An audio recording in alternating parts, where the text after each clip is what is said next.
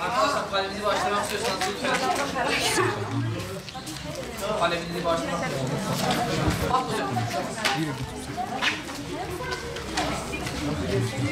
Arkadaşlar kalbinizi başlamak istiyorsanız teşekkür ediyorum.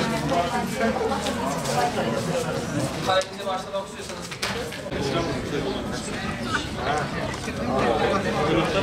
Evet, hayatımız boyunca önemli geçiş süreçleri olmuştur. Bunlar ta ilkokul sıralarından tutun, üniversite tercih dönemlerine kadar bir geçiş dönemi yaşamışızdır. En önemli geçiş ise üniversite yıllarıdır bizler için, insanlık için. Her yeni geçişlerde insanoğlunun yaşamış olduğu uyum problemleri vardır. Tabii üniversite süreci içerisinde kişilik oluşumundan tutun, kişilik farklılıklara kadar kişisel değişiklikler olabiliyor. Tabii bu süre içerisinde yaşamını şekillendirmek için öğrenciler, gençler burada eğitim hayatına, akademik eğitim hayatına tabi tutuluyor. Pek çok öğrenci ilk kez ailesinden, güvenli hissettiği ortamdan, arkadaşlıklardan, ekonomik olarak bağımsızlığını ilan etme sürecine giriyor bu süre içerisinde. Öğrenci bir anda kendini yalnız ve yabancı bir kentte bulabiliyor bu süreçte. Tabii bunun sonucunda öğrencide kaygı oluşması muhtemeldir. Aslında bu bir geçiş sürecidir. Bunu unutmamak lazım. Başka bir deyişle yeni hayatın uyum sürecidir. Bu süreçte kişi davranış ve uyum sorunları yaşaması muhtemel ve normaldir. Bu durumda geçmiş yaşadığımızdaki deneyimlerimizle hayatın bize vermiş olduğu zorluklardan ders çıkarıp direnç gösterilirse, yani zorluklarla baş etme mekanizması geliştirdikçe bu süreci, bu uyum sürecini çok daha kolay atlatabilecektir. Unutmamalıdır ki bunun bir geçiş süreci olduğunu kesinlikle kişiyi unutmaması gerekir. Yeni olan bazı şeyler her zaman zordur, karmaşıktır. Bu karmaşıklık içerisinde kişi kaygı yaşayabiliyor. Bu süreçte kişi tercihlerinde yanılabiliyor. Bunun bir süreç olduğunu tekrar ediyorum, unutmamak gerekir. Uyum bozukluklarının belirtilerinde bireyin yaşadığı stresörler olabiliyor ve bu stresörlere maruz kalabiliyor. Tabii bu süre içerisinde kişide hem fiziksel hem bedensel belirtiler olabiliyor. Nedir bu belirtiler? Aslında bireyin stresle başa çıkma çabalarının bir sonucu olarak ortaya çıkmasıdır. Kişide aslında halsizlik olabiliyor. Duyu kaybı olabiliyor, yalnızlık hissine kapılabiliyor, depresyona girebiliyor, depresyon yaşayabiliyor, obsesyonlar tetikleyebiliyor, geçmiş yaşantısındaki yaşamış olduğu herhangi bir travmayı tetikleyebiliyor, sinirlilik hali olabiliyor, endişe hali olabiliyor. Bu gibi belirtiler kişide olması normaldir. Bu belirtiler haricinde sosyal çekilme ve arkadaş aileden uzaklaşma, uyku düzeninde bozulma, konsantrasyon güçlüğü, dikkat dağınıklığı gibi belirtiler bireyin yaşadığı stresin günlük yaşamını doğrudan etkileyebiliyor. Üniversite adaptasyon sürecinde sadece öğrencilere sorumluluk düşmemektedir. Bunun yanında aileler ve akademik personel, idari personellere de büyük sorumluluklar düşüyor uyum sürecinde. Her bireyin farklılıkları olduğu gibi adaptasyon süreçleri, uyum süreçleri de farklı olabiliyor. Adaptasyon süreciyle anne babaya aşırı bağlı olan kişiler arası ilişkilerde olumsuz güçlükler yaşayan bireylerde adaptasyon süreçleri çok daha zor olabiliyor. Peki üniversite adaptasyon sürecini kolaylaştırmak için neler yapabiliriz? İnsanoğlu duygusal bir varlıktır ve bu süreçte tepkilerin oluşması oldukça normaldir. Ve bu tepkileri normal karşılamak gerekir. Hem aile hem akademik personeller tarafından. Öğrencilerin yaşamış olduğu duygulara yer vermesi gerekir. Evet, duygu yaşıyoruz ve bu duygular içimizde yaşıyoruz. Bu duygulara bizim normal karşılık olarak yer vermemiz gerekir. Ve bunları tekrar etmekte fayda görüyorum. Bu süreç doğal yaşantıların oluşmuş olduğu bir süreç olduğunu, aşama olduğunu söylemek istiyorum.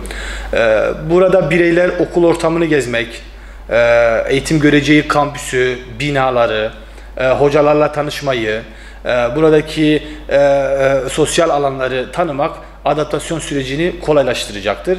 Öğrenci ilişkilerini geliştirmede ve sürdürme konusunda da bazı zorluklar yaşayabilir öğrenciler. Bu noktada bu durumun tamamıyla olumsuz ve içine kapanık bakmak yerine ilişkiyi sürdürme arayışına girebilirler. Duygularına bu süre içerisinde yer vermeleri oldukça önemlidir. Birey mücadele içerisine girer bu süre içerisinde ve bu mücadeleyi yenebilme gücünü kendisinde görebilmeli. Bu oldukça önemli bir konu. Psikoloji sağlık açısından da oldukça önemlidir. Çünkü ruh sağlığımız doğrudan akademik başarımızı da etkileyebiliyor. Tüm bunlara rağmen iletişim sorunları yaşıyorsanız profesyonel kişilerden yardım alabilirsiniz. Üniversite yaşamına geçiş pek çok önemli değişiklik ve sorumluluk beraberinde getiriyor. Belli düzeyde kaygı ve stres ile normal tepkiler beklenebiliyor bu süreçte. Birçok öğrenci bu olumsuz duyguları yaşar ve bunları azaltmaları için kendimize zaman ayırmamız gerekir. Öğrenci bu süre içerisinde profesyonel kişilerden destek talep etmeyi bilmeli. Oldukça önemli bir süreç. Uyum sürecini doğrudan ve olumlu bir şekilde atlatan öğrenciler akademik başarısında da sosyal hayatındaki ilişkilerde de olumlu anlamda başarılar görülebiliyor. Özellikle üniversitenin ilk yılında öğrenci ve ailesine büyük sorumluluklar düşüyor. Akademik, mali ve duygusal açıdan zorluk çeken öğrencilerin ihtiyaç duydukları desteği nasıl bulacakları bilmesi gerekiyor. Üniversitelerin farklı kültürel ve sosyal etkinlikleri, kulüpleri olabiliyor. Bu süre içerisinde, akademik süresi içerisinde bu konulardan destek talep etmeyi oldukça önemli görüyorum. Öğrencilerde bu tepkiler çok normal ve bu tepkilerin oluşması olağan bir durum. Ailelerde kaygı ve korku oluşabiliyor. Yani öğrenci haricinde aileler de bu sürece kendi dahil edebiliyor. Çocukları üniversiteye başlarken çeşitli kaygı ve korkular yaşayabilmeleri çok normal. Kaygılı bağlanma dediğimiz ebeveynlik tarzı toplumumuzun aile sisteminde oldukça yaygındır. Yani Anadolu toplumunda çocuklarımız ile kaygılı bağlanma dediğimiz bir ebeveynlik tarzı var.